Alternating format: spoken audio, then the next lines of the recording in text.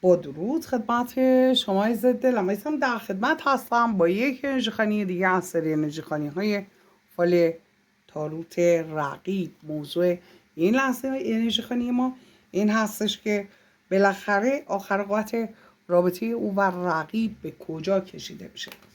با نام یاد خداوند و یاری کائنات انرژی خوانیمون رو آغاز میکنیم. آمین که کائنات هر آنچه که پنهان هست بر شما عزیز دلم همکنون و در همین لحظه آشکار کنند. آمین. ولی ببینیم که آخر عاقبت این رابطه چه خواهد شد، رابطه او و رقیب. مسئله که کائنات داره بهش اشاره میکنه رابطه‌ای که ظاهر قضیه یه موقعی خوب بوده و رابطه رو موفق میخواستن جلوه بدن رو داره بهش اشاره میکنه، ولی خب انگار که هیچ چیزی خوب پیش نرفته.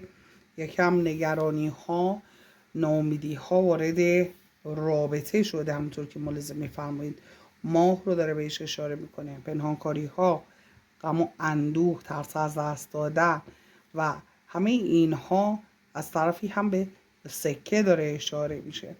اینکه موفقیت های مالی خواستن رو داره بهش اشاره میکنه در اینجا و غرور و تکبر و خودبینی که توی رابطه موج میزنه.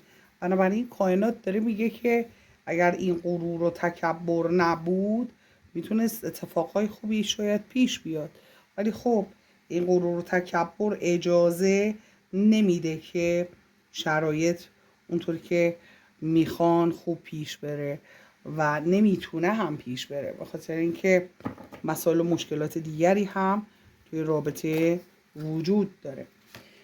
مسئله دیگری که وجود داره برای اینکه حالا بخواد پیشرفتی داشته باشن، حرکت هایی انجام دادن، ولی خب در اینجا یه قلعه متروکه رو داره بهش اشاره میکنه و اون پیشرفتی که میخواستن یکی کارت بگیریم، ولی اون پیشرفتی که میخواستن در نتیجه صورت نگرفته و اینکه تصمیم هایی که گرفته شده این تار عنکبوت رو ببینید اینجا چه حالت انگار ابهامات و مسائل و مشکلات رو داره بهش اشاره میکنه، همونطور که ملاحظه میفرمایید.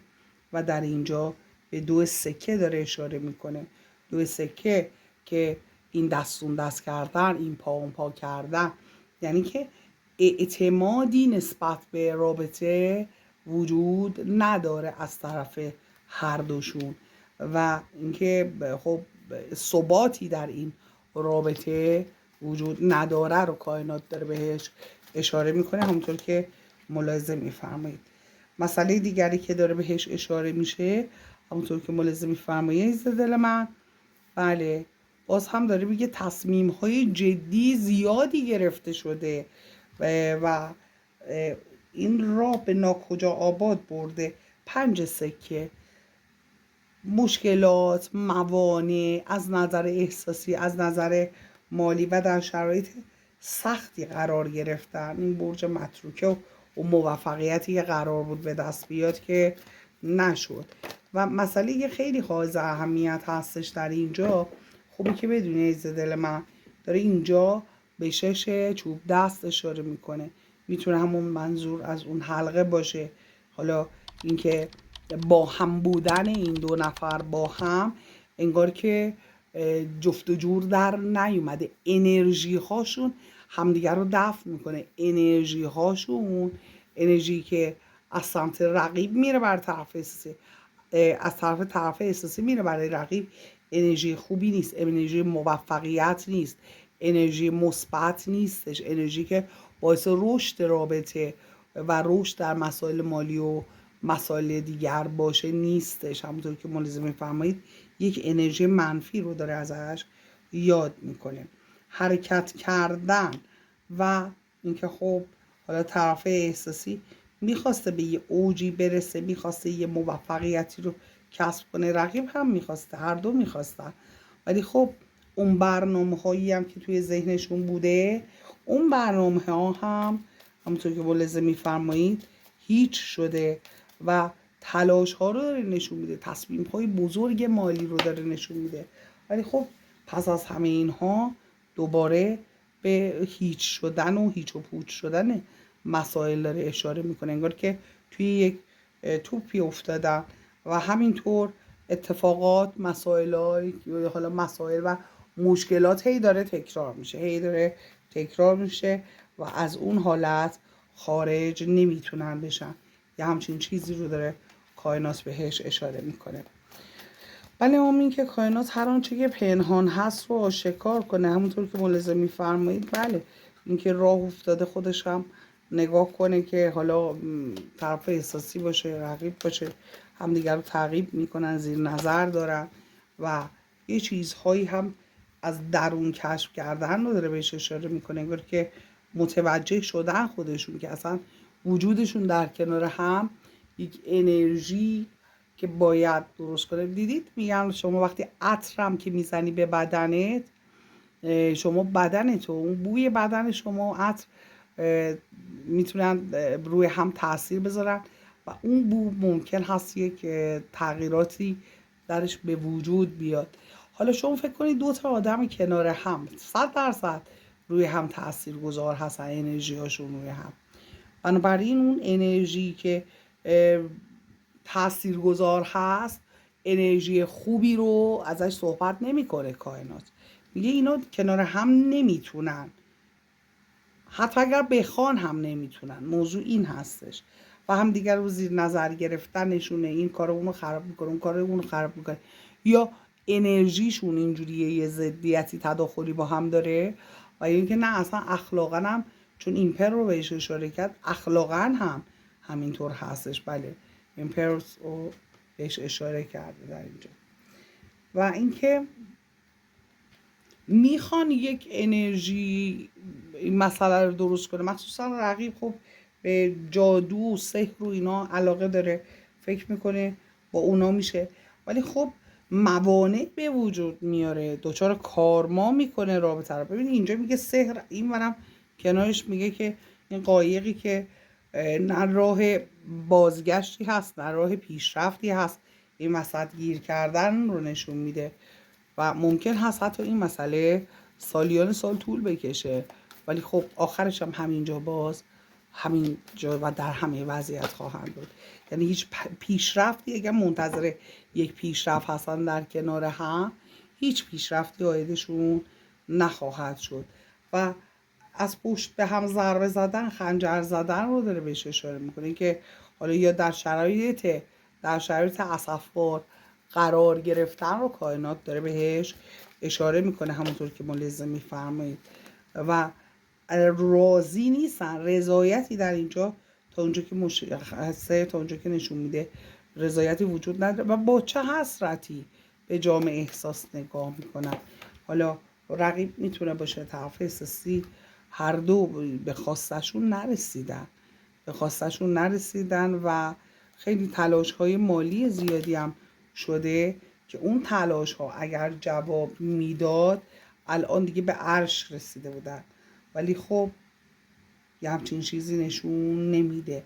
و در اینجا داره به 4 چوب دست اشاره میکنه، 4 چوب دست. بله،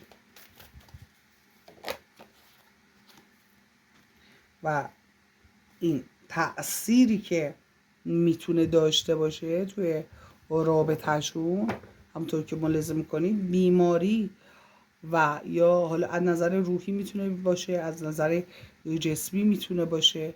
و اینکه ولی 4 چوب دست رو داره بهش اشاره میکنه، ازدواج کردن، در کنار هم بودن و با هم بودن، ولی خب از اینجا انتظار اون فرصت رو کشیدن. یعنی که یک شرایط خوبی رو اگر میخوام، انتظار کشیدن رو هم داره نشون میده، یعنی منتظر فرصت خوب بودن.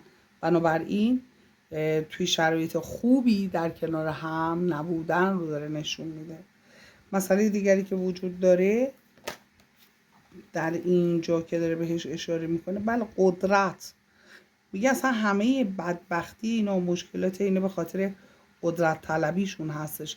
این میخواد قدرت رابطه رو در دست داشته باشه، اون میخواد قدرت رابطه رو در دست داشته باشه و مشکل بزرگشون دقیقا همین هست که هر کدوم میخواد رابطه رو خودش کنترل کنه و حرکت کردن رو داره نشون میده. با قدرت حرکت کردن یعنی که حالا هر دو فکر میکنن که بدون هم موفق‌تر هستن، یعنی به اون نتیجه رسیدن که فکر میکنن بدون هم میتونن موفق‌تر باشن و موفق‌تر عمل کنن، چیزی که کائنات داره در اینجا بهش اشاره میکنه.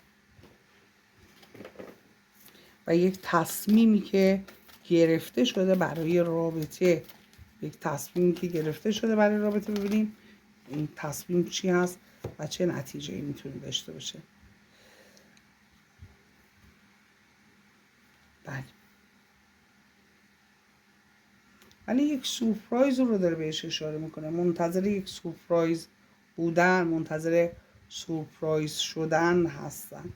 و اینکه بله، خساست، یعنی اینکه حالا طرف احساسی اصلا فرض رو بر این بذاریم که بخواد یه سورپرایز کنه رقیب رو، یا رقیب بخواد طرف احساسی رو سورپرایز کنه، میگه دقیقا همونجا همه چی به بنبست میخوره، به خاطر اینکه به 4 سکه داره اشاره میکنه. خساست، اینکه حالا خودشیفته که هست، خودشیفته ها خسیس هم میشه از نظر مالی و از نظر احساسی، یعنی اون بریز و بپاشه احساسی که باید رو نمیتونه انجام بده و اختلافات رو، بله همونطور که ملاحظه میفرمایید به اختلافات داره اشاره میکنه. به 5 چوب دست اختلافاتی که میخوان حالا یه تعادل توش به وجود بیاد و از بین بره اون اختلافات، اما روش چون درست نیست، روش کار چون درست نیستش، این اختلافات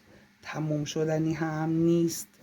به همین دلیل مسئله دیگری که کائنات داره بهش اشاره میکنه، بله یه انرژی لج و لجبازی رو نشون میده و حتی تغییراتی که ایجاد میشه از روی لج و لجبازی این تغییرات هم ایجاد میشه، نه به خاطر اینکه شما فکر کنید که مثلا یه سری تغییرات به وجود میارن که رابطه بهتر بشه. نه عزیز دل من، یه سری تغییرات به وجود میارن که حالا به طور مثال رقیب با دعا و جادو سعی میکنه طرف احساسی رو به سمت خودش بکشه و اون عشق رو، علاقه رو، شور رو به وجود بیاره، به جایی که مثلا وقت بذاره بر طرف احساسی. در واقع داره کائنات به این مسائل اشاره میکنه، میگه که اون تغییراتی هم که به وجود میاره رقیب، اون تغییرات هم به نفع رابطه نمیتونه باشه، چون به یه جوری رفتار میکنه پیش میره که به نفع خودش تموم بشه همه چی.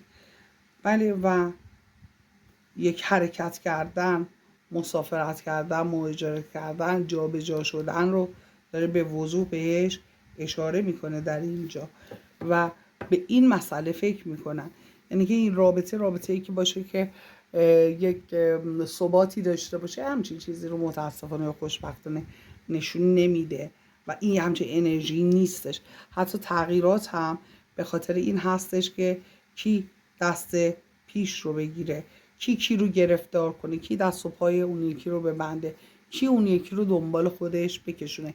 صداقت نیستش، یا اون عشقی که به خاطر عشق بخواد یه حرکتی بشه، اون وجود نداره تو رابطه‌شون. دوست دارم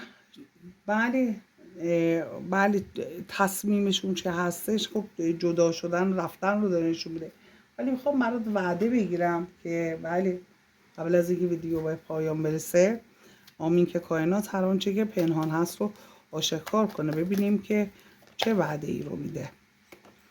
برای اینکه بله در اینجا به یک دو وعده داره اشاره میکنه و یعنی که تا 2 وعده دیگه تلاش برای اینکه تعادل برقرار بشه رو داره بهش اشاره میکنه، ولی خب میگه که تا 9 وعده دیگه، 2 کوز به معنای 9 هست، تا 9 وعده دیگه ببینید دست به سینه نشسته، اصلا حتی تا اون موقع هم هیچ عکس العملی طرف احساسی مثل که نمیخواد نشون بده. بنابراین 9 وعده رو داره کائنات، نویدش رو به شما میده که این رابطه به پایان میرسه. چون این بلا تکلیفی هست دیگه، میگه این بلا تکلیفی اینا همه چی تموم میشه و حتی میگه خبرش به گوش شما خواهد رسید. دوست دارم عزیز دلم، چه تا این لحظه لایک سابسکرایب نکرد، لطفا لایک کن، سابسکرایب کن، از چنل خودت حمایت کن. در نور باشی.